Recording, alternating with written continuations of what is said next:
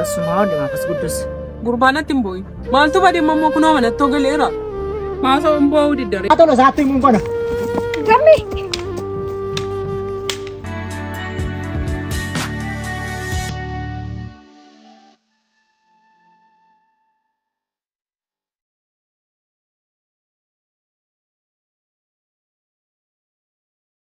Kami. Ormi. Malka ta sama dalam. Arme abbatuni funyo safo mo siresi nan jadi nani siresi saira. Me san ka kap dala fa kai ko to me gam me ko simbar bada ko se sta wa ang suku. Tolermi.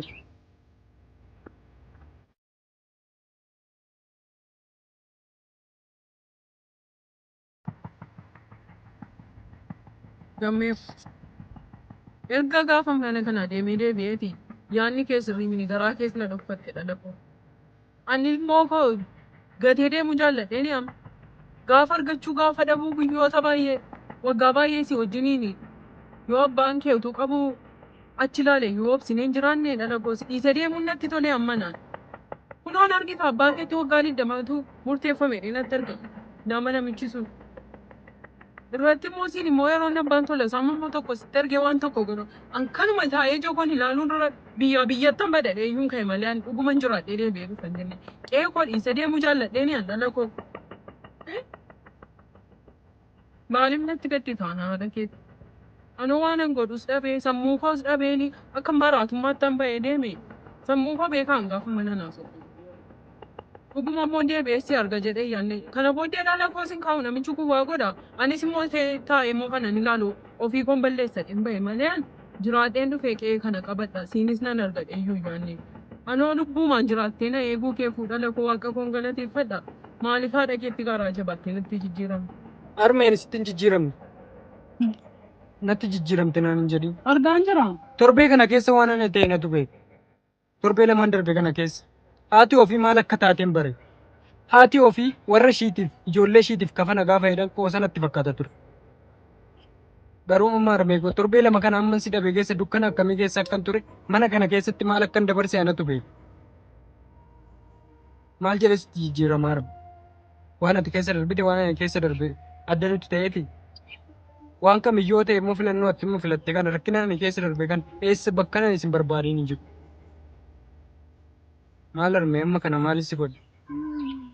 Malee ani maadee tana ni sitti jijjiiramu. Haadha kiyya haadha na deesse waan kamiyyuu yoo ta'e badii koo silleen jaalannee fidaatti kan deemte mana kana. Gammee koo sichi du'a malee homtuu gargaaruun baasu. Atu fiduwaan iddoo sin madaalle iddoon taanii dhaabbatiin. Yoo barumsa kee ta'e ciniinnadhee maafan hojii guyyaa hojjedhee mana namaan hojjedhan taanee sin barsiisa. Waa'ee barumsa isa kamii haasoftaa armee? Barumsa isa kamii baradhee kanaa booddee akka nama tokko hojjetaa mootummaa tokko ta'ee tossisoora. Natti boqottadhee abdii tokko hin qabu. Filannoon ani qabu garuu wanti tokko naa barbaadanii gara magaalaa deemee hojii tokko hojjedhee akkan jijjiiramu barbaada. Jijjiiramee maatii kiyya haadha kiyya kana rakkina keessa baasuun barbaada. Kan hin taane taanan armee isa dhugaa siin jedha. Amma deemte kanaan wanta meeqan ofirratti murtoo fudhadhe. Odoo torbee kana keessa hin deebine ta'e wanti bakka ati hin jirre odoo hin beekne ta'e maaltu na nyaata eessan lixa arme. Maaf kana naan yaadne. Amma immoo waa'ee barumsaas waa'ee fuudhaa keessanis waan tokko waan yaades waan tokko sin qabu. Hojiin barbaada akka nam tokko nagarootti naa himi. Nagaroo bira taa'ee midhaan kiyya naa feetee yoo dandeesse naa daaksiftee bassoo naa daaksistee naa ergite achi taa'ee too hojii humnaa koo hojjedhee haadha kiyya akkan jiraachisutti nan jiraachisa. Borommoo yoo waaqayyo immoo na gargaaree waan barbaade godhee tos jiraachisuu ni danda'a. Murtoo akkasii lammaffaa ofirratti fudhate. Ani keessi kiyya na shaleera. Utuu kana dura yeroo nan deema jettu ansi dhoowween jiraanne iyyuu caakuu iyyuu na lafa yaadde iyyuu geesseetta. Kana hundumaa keessa kan si galche iyyuu ana. Amma immoo barattus hojjettus waan hin danda'u hundumaa siin godha deemi garuu immoo ofii isheetiin murtoo ofii isheetiin mucaa kana deemsiste akka abbaan kee hin jennee fi kabaja abbaa keetiif immoo isa biratti immoo dubbannee mari'annee waan sii guutamuu qabu hundumaa immoo waan hin danda'u sii godhee hin deemtama. Mana nagaroo iyyuu hin teessu mana namaa iyyuu hin taa'in. Waan hin danda'u hundumaa siin godha qofaa keetti mana kireeffadhu jiraatu. Daadhi kee naa galaa gammee koo. Amma waan hundumaa dhiisi tasgabbaa'iiti. Waan jiru si mijeessinee abbaa keettis mari'annee haasofnee yoon baratta ta'es yoommoo hojii keetti murteessites yaada kee mari'attee kan sii wayyu filatta. Nama barateetu immoo nama caalaadha natti. Kanaaf iyyuu Baasheetti sin gaddiin hiriyoota kee warra si darbanii sin ilaalin lafatis cin qaqqabne iyyuu hin jiru. Sammuu keetti tasgabbaa'ii deebiitii sammuu nagaadhaan barumsa keetti deebi'u. Yoo hojiis immoo ta'e garaa kee qulqulluun hojii keetti ba'u sii wayyaa qaba.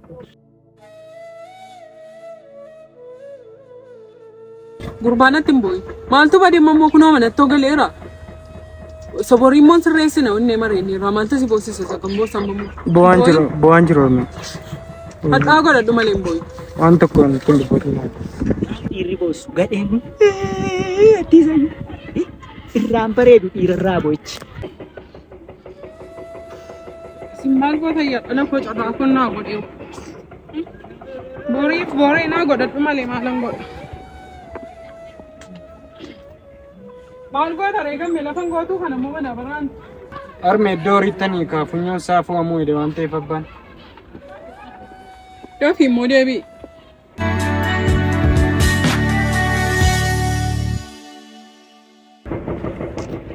Gamme. Gammeen hin jiru eenyuuti? Basuma hunda maafas guddus. Gamme haadha gamme. Gamme haadha gamme. Maal irratti argite? Yoom duute reeffi ishee dhufa itti deema fayyaattaan galeemini? Haadha gamme.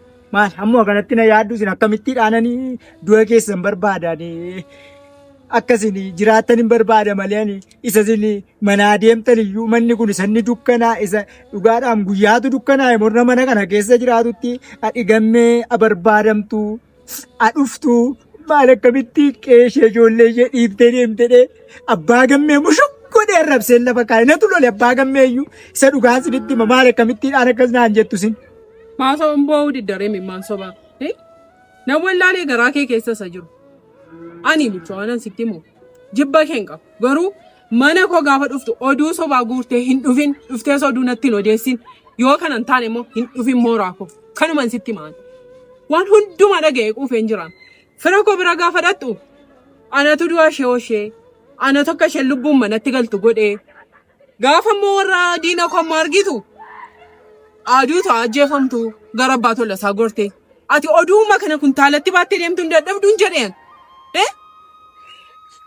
Anjippa sirraan qabu kanuma dadhabe. Waa'ee oduu isa kamii haasoftu isa dhugaan sinitti maneen nam oduu odeessu dhaladhee dhaloota kooti kaasee amma irraatti hin jaalladhan namni oduu deddeebistu nama akkasii ajjeefamuu duu qabdi. Namni akkamittiidhaan oduu asii fuudhee achi geessee jiraata biddeen miti oduu odeessuun. Ani jireenyan jiraachuu barbaada malee gammee mataasaa waa'ee namaa waa'ee isa sanaa waa'ee isa lagagamaa waa'ee isa kanaa hin haasa'inii dhiirarraa kun hin bareedu jedheenitti himaa dhiirarraa oduun hin bareedu gaafan jedhu gammeen gorsa koo fudhatee yoo hojiirra noosh akkamittiidhaan ani harka keessan irraa nyaadheera akkamittiidhaan oduu deddeebiftanaan jettu waan ani keessa hin jirreen akkamitti na waamtu hawaasi hin beeku ollaan koo hin beeku abbaan gammee hin beeku abbaan tolosaa hin beeku. Maal akkamittiin akkas naan jettu sin?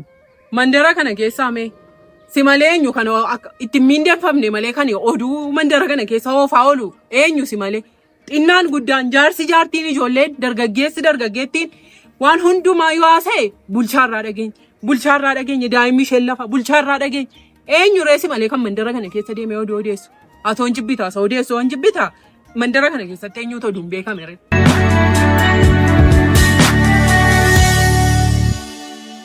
Abbaan kee kunis ni gadi bee walgalee kunuun hagana dhawwateera. Gadi bee walgalee sinis jantaaniin si ilaala. Dhuguma immoo gaafan si ilaalu kuma deengada natti himtee maal rakkoo qabaa harmeenaan jette rakkoon isaa baay'eedha. Mina dhagayini. Na dhagayi hin qaqqaba waan hundumtu jireenyi isaa ulfaataadha barri isaa ulfaataadha. Akkasiin akkas fagootti ilaalta miti jireenya kana.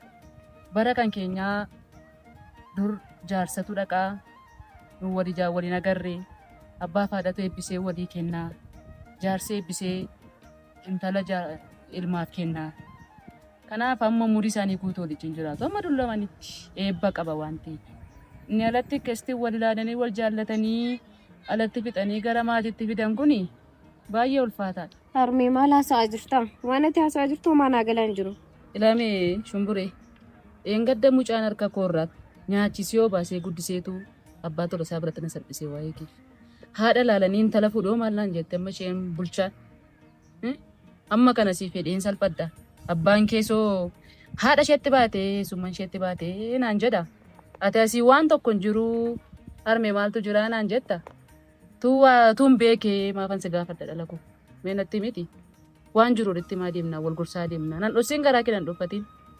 Ana haadha keetii barshumure. Akkati haadha kutaatii nan beeka. Ani immoo homaasi oskaas hin jiru. Wanti oskamus tokkoyyuu hin jiru. Tole akka gootu dhiiraa wajjin karaaraan dhaabbatiin dhala. Fiigii baqadhu kottu naa wajjin haasa'ii. Namni waa namaan jedha. Safuudha. Aadaadha. Aadaa qabna safuu qabna. Akka aadaa keenyaatti akka safuu keenyaatti deemuu qabna. Mee abbaan kees gaba jedhume. Amman isinirraa achi fagaadhee mana haadha kootii ture boqodheen ture dhugaa. Boqonnaan qaban ture. As dhufee biddattan gali. Gadi ba'uu jala arganne ilaal. Ol gadi jala arganne ilaal. Alatti kun nama bira dhaabbatee waan barbaade naan jedha abbaan kee sababa keetti. Adaraa dhala kun. Adaraa. Nan dhosiin waan jiru si kallattiin sitti agarsiisa karaa sitti agarsiisa tole. Tole harmee.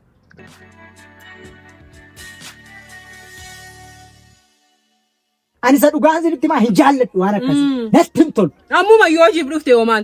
Ati midhaanuma iyyuu nyaataa laatan jedhee mana oduumaan jiraata oduuma nyaatta malee ati. Waaqayyoo isinii fadhiisu. Maala dhagammee dhaloof jalaa qabdu ni akkamittiin akkas naan jettu. Dhaloof jalaa qaba dhala akka keetii mini malee. Isinii fadhiisu hoomaa itti naanni isiyyoon sittan darbe ta'e. Waa'ee dhala kootii isa beeku beeka dhala odeessitu mini dhalli koo gadi jedhee hojjetee na jiraachisa malee. Jaallattanii miti kan isinii na arrabsaa jirtan. Anatu mana dhufee akkasin na arrabsitan godhe. Achas natti daddarbattanii marrabaa dhagammee natti daddarbattanii isa dhugaa isiniin jedha. Ani immoo ani annana baaramee naannoo kana keessatti akkamittiidhaan namni lafaa fuudhee maqaa ammanaa gadi namarra ka'a. Abbaan gammee fi abbaan tolii naafa jiraatan ka'a. Isaan qabaa namaa beeku, jaalala namaa beeku, akka itti nama jaallatan beeku. Akka kiyaan kanaa. Maal jechuu barbaadde gurbaa? Anaanarra bina deemaa ree? Moo kan keenatti matta? Abbaa tola isaaf abbaa gammee yoo ta'e moo hamattuu jaallatu durumaa kanaaf si jaallatu waan ammataattis baatu. Arrabuma koo kanattu maal jedhaa baga nagaan galtan hime wanti guddaan nagaan galuu keessanii baga nagaan galtan isa abbaa gammee amattuu jaallatu jettan immoo oluma ajjin mana kee jiraattu isuma ajjin mana keessa jiraattu maal lamma akkamitti abbaa manaa isaanii keedha. Kanumaaf dhuftee silayyuu maal dhimma baakteree oduumaaf dhuftee malee. Jedhaa isa dhugaati jedhaa nagaan ta'a nagaan jiraadhaa isin ani immoo yeroo dhiyoottu dhugaa katamaatti galuun kun waa gurra na bu'eera beenkoo lafa katamaatiin sii bitayu naan jedhee ani as keessa jiraachuudhaaf karooran qabu isinii jiru yoo laasoo hin qabu na yaaddu immoo guyyaa tokko immoo arrabuu ammattiin narra deemtan kanaan immoo gaafa sana immoo olla qabdanii na wajjin deemtu na boonsitu gaafas immoo. Siifaa godhu sittaan hin hafaare asiyyuu sin deebisin achumatti sittaa urgeessu magaalichuma galachumattu. Nammoo duudhaan jiraataa yoon beenna kunoo sirratti argine kan nyaataaf dhugaatii kan siite yookaan homaa kun amma ittiin tasgabbooftee deemtee hiree hojii sagamiif dhufte suusii masti taanaan oduu fiddee dhufte malee oduu makeef dhufte iddoo dhabde deemi. Maali kun kan sanyii masaata akkas ta'e lafanni ba'e iyyuu hin beeku maali yaa waaqa koo kun maal namni akkasii maal sanyiin akkasii sanyiin ol lixee gabbayee lafa dhiyee barii oduumaan jiraatu kana namaa na baqaatu.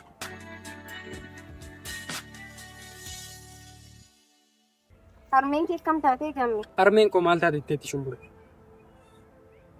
Akkuma isaatti iyyuu galtee jirti. Torbee lamaan kana akkattan dabarsee anatu beeka. Haati ofii dhala ishiitiif maatii ishiitiif kafana akka taatee fi gaaddisa akka ishiin taateen bare. Kun hundumtiiyyuu aniifati guyyaa tokkoof sakeendii tokko karaa irratti dhaabannee aadaa fi safuu cabsitan jedhanii ganda keessaas nutti yaa'anii dubbii abbaa tola isaa ta'uu isanii maatii keenya gargar diigan. Ammayyuu si wajjin badaas dhaabachuun barbaadu. Asii odoo namni tokko argee dhaqee abbaa tola isaatti hima. Abbaan tola isaa immoo ammas dhaga'ee immoo akka inni dubbii biraan irratti barbaadu tasumaa hin barbaadu. Maal sodaattaa gamme? Sutoo murtoo mataa kee fochuu dadhabee na fudhadhuu badeennaan isa diddeewu. Akka sanas yaaddee turteet si fudhadheen badaa achi booddee immoo asii mooraan abbaa kiyyaa hin oolu. Abbaan abaluu sababii kanaatti wal ajjeesanii sababii kanaatti badee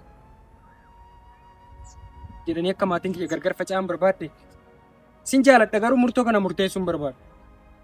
Kanaaf dhiiseera. Barri naa darbetti immoo bara waa qabadhetti immoo abbaan kee nama maallaqa jaalatudha.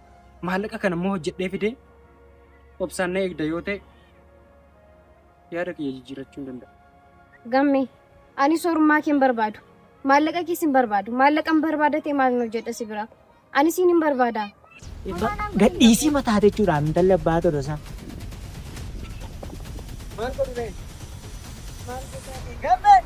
Nan hordofii siin jennaan na didamite ati. Maal achi hordofa abbaa tolu isaatti himuun qona. Gammee!